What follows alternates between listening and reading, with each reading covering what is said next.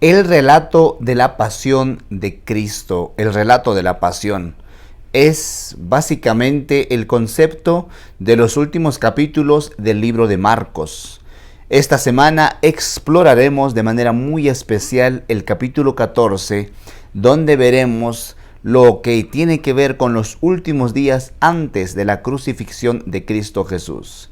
Bienvenidos a nuestro comentario de la lección de Escuela Sabática.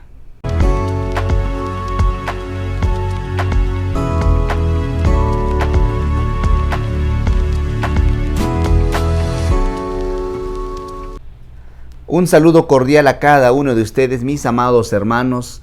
Que las misericordias de nuestro Dios pueda guiar siempre sus vidas.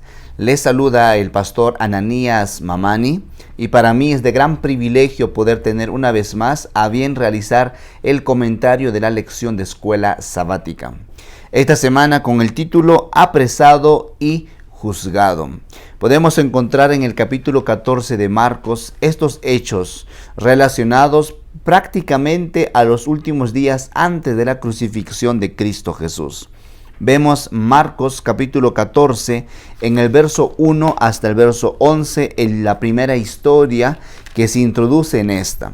Y podemos encontrar allí algo muy sumamente interesante. Es la ocasión cuando Cristo Jesús ha de ser ungido por medio de un perfume bastante interesante, una mujer que va a llegar al encuentro de Cristo Jesús. 14.1 dice 2 días después de la Pascua. Esta muy probablemente ocurrió en la noche del día martes o temprano en el día miércoles, donde Jesús se encuentra en casa de un hombre llamado Simón. Este hombre, Simón, que antes había estado en un sentido, en una situación de ser leproso.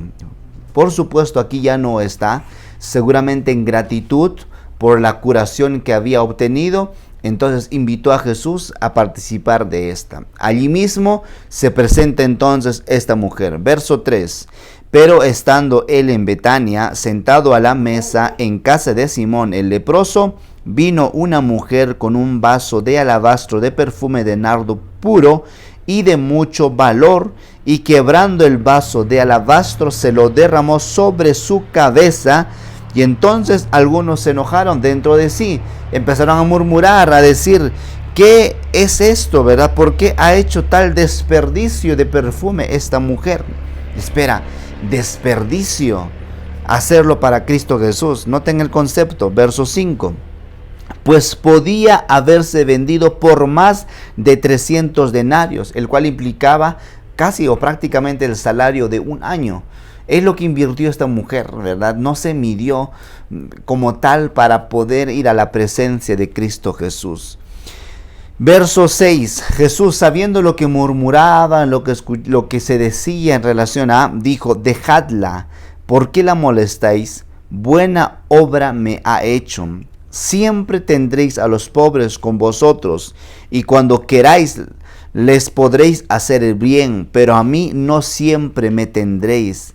Esta ha hecho lo que podía, porque se ha anticipado a ungir mi cuerpo para la sepultura. De cierto os digo que donde quiera que se predique este evangelio en todo el mundo, también se contará lo que ésta ha hecho para memoria de ella. Y mire, hoy, después de muchos cientos de años, seguimos contando esta historia de esta mujer que no midió a sí mismo en el sentido de tanto dinero, el salario de un año, sino fue con un corazón de entrega completa a la presencia de Cristo Jesús. Bueno, esta historia sucede específicamente en medio de un complot. El verso 1, el verso 2 se encuentra el escenario para armar un complot, y por eso se le conoce como otra historia de sándwich. Esta la encontramos de hecho como el quinto relato de sándwich en el libro de Marcos. El penúltimo de hecho que vamos a encontrar en este libro. Y encontramos este relato donde en este de armar el complot para poder hacer que Jesús sea llevado ante un juicio, aparece esta historia, ¿verdad? Queridos, y Dios puede ayudarnos. El Señor siempre va a intervenir cuando alguien está haciendo una obra buena y vean personas juzgando, criticando, buscando ocasión de X, Y, Cristo Jesús viene para intervenir en defensa de, y de esta manera poder atribuir el beneficio del cual está haciendo usted o quien para la gloria de nuestro Padre Celestial. Ahora, ¿por qué se decía esto, verdad? ¿Por qué? ¿Qué tan desperdicio? Uno de los que estaba entre ese grupo que estaba causando mayor estrago, mayor murmuración, etcétera, era Judas. ¿Saben? En cierta ocasión alguien hizo un análisis de los discípulos de Jesús y decía, qué grupo tan interesante el que Jesús tenía, qué grupo interesante. Entre ellos había hombres no tan preparados, hombres como pescadores, hombres, ¿verdad?, que se dedicaban, que eran recaudadores de impuestos, hombres en que no había una preparación académica, y aquel que podía tal vez salvarse y decir que sí estaba un poco más preparado que los demás, el único, Judas Iscariote.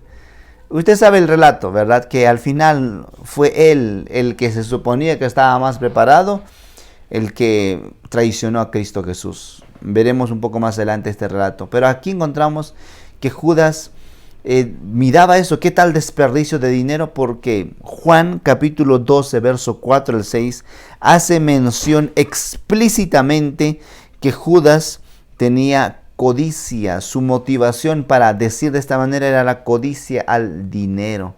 Qué lamentable realmente en relación a este hombre llamado Judas, y pues el amor al dinero al final superó su amor por Cristo, y veremos consumarse en la entrega de Jesús.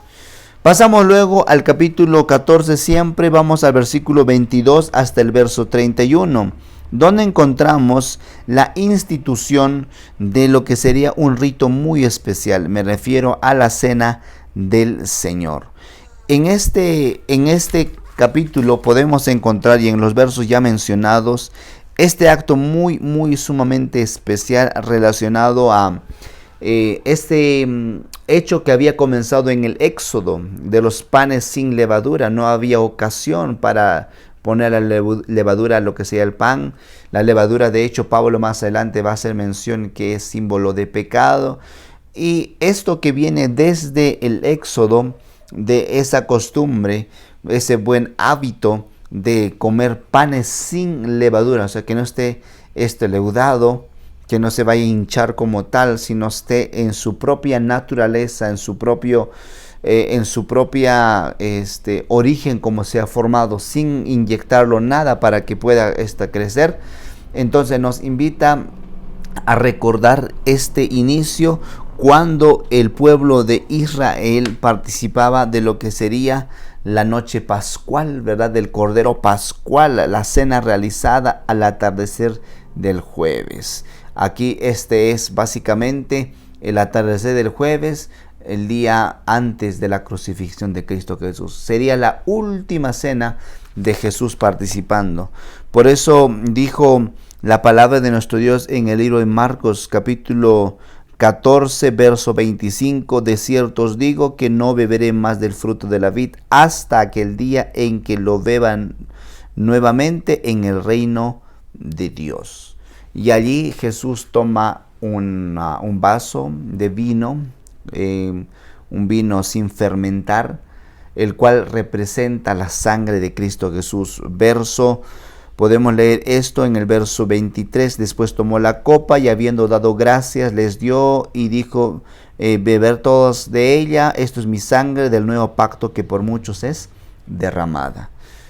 Antes tomó lo que sería el pan, versículo número 22, mientras comían Jesús tomó pan, lo bendijo, lo partió y les dio diciendo, tomad, esto es mi cuerpo, ¿verdad? Una institución que hoy como iglesia nosotros practicamos una vez al trimestre, regularmente el penúltimo o el último sábado de cada trimestre, una oportunidad para renovar nuestro pacto con nuestro Dios. Que el Todopoderoso pueda ayudarnos a tener ese espíritu de amor hacia nuestro prójimo, ¿verdad? Inmediatamente en esto, entonces Jesús predice que sus discípulos lo abandonarían, citando Zacarías capítulo 13, el verso 7, donde se habla que la espada hiere al pastor y de la resultante dispersión de las ovejas. Jesús aquí es el pastor y las ovejas son sus discípulos. De tal modo que cuando vienen a arrestarlo a Jesús, los discípulos se dispersan y se van. Por supuesto, ¿verdad? Pedro es aquel que siempre emocionado, pues siempre impetuoso, ¿verdad? Dice, Jesús, yo no te voy a dejar, no te voy a abandonar. Jesús, siempre voy a estar contigo. Y Jesús le dice a él, versículo 30, de cierto te digo que tú hoy, en esta noche, antes que el gallo haya cantado 2 veces, me negarás 3 veces, ¿verdad? Y esto se ha de cumplir, veremos más adelante. Pongamos nuestra confianza en el Señor, no en el hombre. Pongamos nuestra vida en las cosas eternas, no en las cosas temporales. Capítulo 14, verso 32 en adelante. Entonces Jesús se va a lo que sería al lugar llamado el Getsemaní. Llega ahí con sus discípulos. Jesús hace con un grupo, dice, quedaos ustedes aquí, y luego se lleva a Pedro, Santiago y Juan un poquito más lejos, y le dice también, quedaos ustedes aquí, y Jesús sigue avanzando, y está en el Getsemaní, Jesús orando. La petición de Jesús, ¿verdad? Mi alma está muy triste hasta la muerte, ¿verdad? Quedaos aquí. En el verso 36 dice, Abba Padre, que significa Padre mío, ¿verdad? Padre mío, no papi, sino Padre mío, Padre, ¿verdad? La relación familiar que ahora mantiene entre la deidad. Y dice, todas las cosas son posibles para ti. Aparte de mí esta copa. ¿Qué copa? Lo que había de venir. Pero no se haga lo que yo quiero, sino lo que tú quieres. Y por supuesto la respuesta del Padre fue un no, en el sentido de que se siguió lo que tendría que continuarse, el plan de salvación, y Jesús lo hizo. Qué cosa tan interesante, ¿verdad? Cristo Jesús en este escenario, ¿verdad? Pidiendo una oración hacia el Padre por la supresión de la copa de sufrimiento, pero al final se somete a la voluntad de nuestro Dios.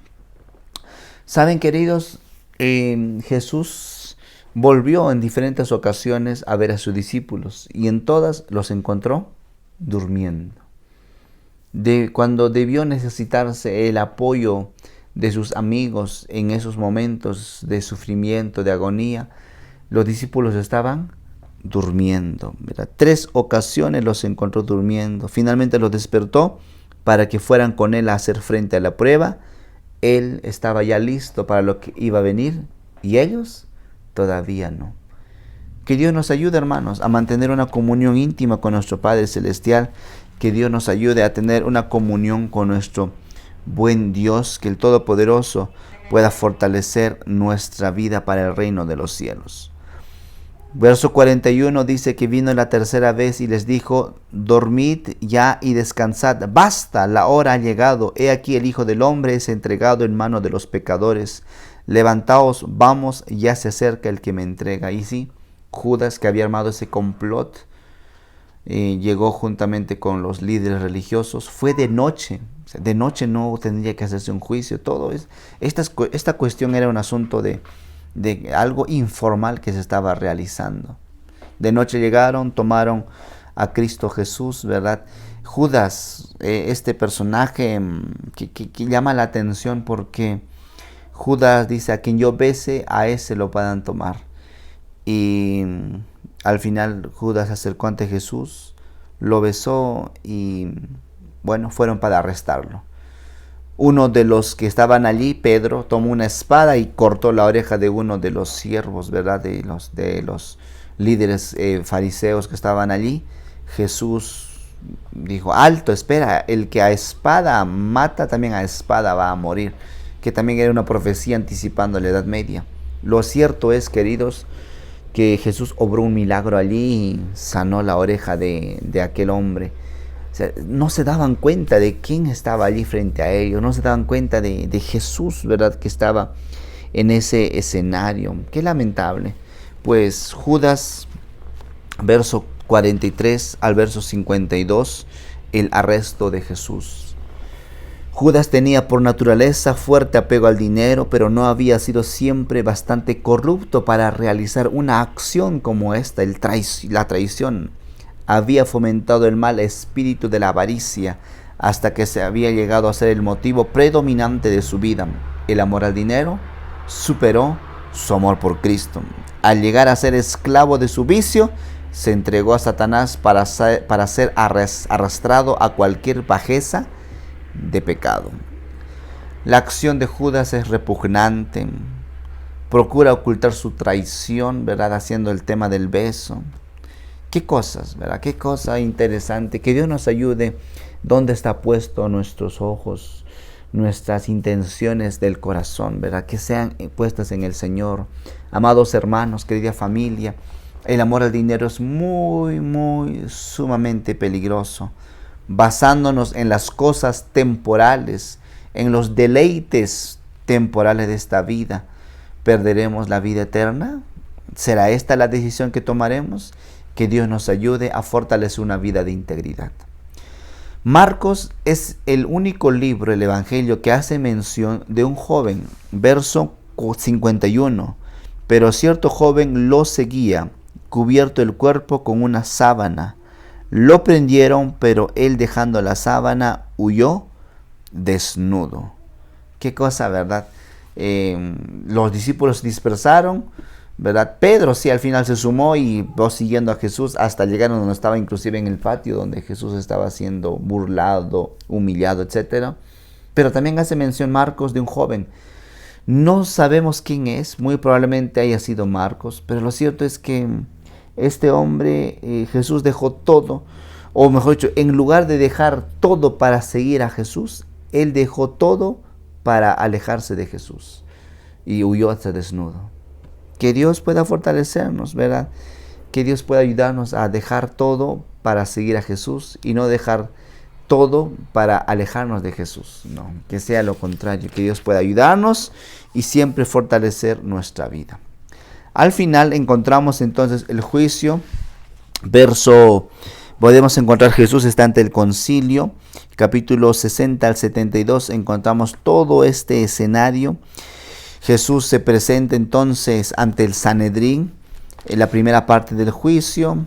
Se buscaron testimonios falsos, testigos falsos, que al final ni siquiera tenían, ni cosa bien habían hecho con esta situación. Estaba totalmente desacreditado el asunto, no era algo fiel como tal, ¿verdad? Entonces los mismos líderes religiosos tuvieron que levantarse y al final preguntar, ¿verdad?, si él realmente era el Mesías, el Cristo, si realmente era Jesús. Entonces el sumo sacerdote, cuando pregunta esto, Jesús admite directamente y cita el libro de Daniel, capítulo 7, hablando del Hijo del Hombre. Verso 13 al 14, donde describe al Hijo del Hombre sentado a la diestra de Dios y viniendo en las nubes de los cielos. Y para esto fue suficiente para los líderes religiosos que estaban allí. Dijeron: qué blasfemia tan grande, que rasga sus vestidos, ¿verdad? Y al final condenan a Jesús a muerte. Los judíos no pueden condenar como tal, ¿verdad?, más por las leyes que imperaban en Roma. En la siguiente lección de la semana siguiente veremos este concepto de cómo al final tienen que llevar ante los líderes políticos de ese entonces. Pero aquí ya había un complot bien claramente armado, había envidia en estos hombres, líderes. Jesús vino a los suyos y los suyos no lo recibieron. Qué lamentable, ¿verdad? Qué tan cegados estaban para no ver que frente a ellos estaba Cristo Jesús, el Hijo de Dios. Mientras Jesús está siendo juzgado y dando un testimonio fiel de quién era, Pedro, por otro lado, está afuera dando un reporte falso, ¿verdad? Por 3 veces le preguntan, ¿verdad? ¿Tú eres uno de los discípulos? ¿Tú eres uno de los que caminaban con Jesús? Y Pedro niega, y llega un momento hasta jurar y decir que no conoce a quién está allí, ¿verdad? Y canta el gallo por segunda vez, y entonces Pedro recuerda lo que Jesús había dicho. Me llama la atención, ¿verdad? Qué ironía, ¿verdad? Aquí podemos encontrar Qué lamentable. Pedro está negando a Jesús en el patio, cumpliendo una de las predicciones de Jesús. Pedro demuestra el negar a Jesús que este es el Mesías, ¿verdad? Qué hecho tan interesante. Pedro acaba de declarar que no conocía a Jesús, pero ahora comprendía, con lágrimas en sus ojos y con amargo pesar, cuán bien su Señor lo conocía a él y cuán exactamente había discernido su corazón, cuya falsedad desconocía él mismo.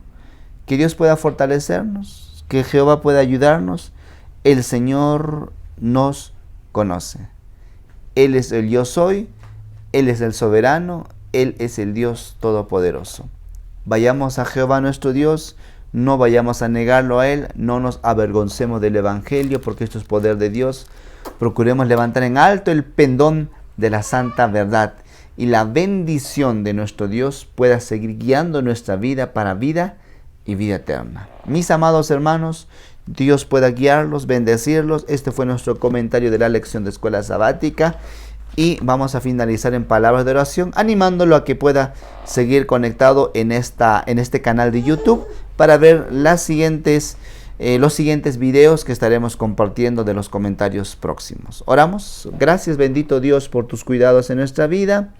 Sigue, Señor, en medio nuestro y ayúdanos a mantener siempre una vida fiel hacia ti. Bendice a cada uno de mis amados hermanos y guíalos para vida y vida eterna. En el nombre de Jesús te pedimos.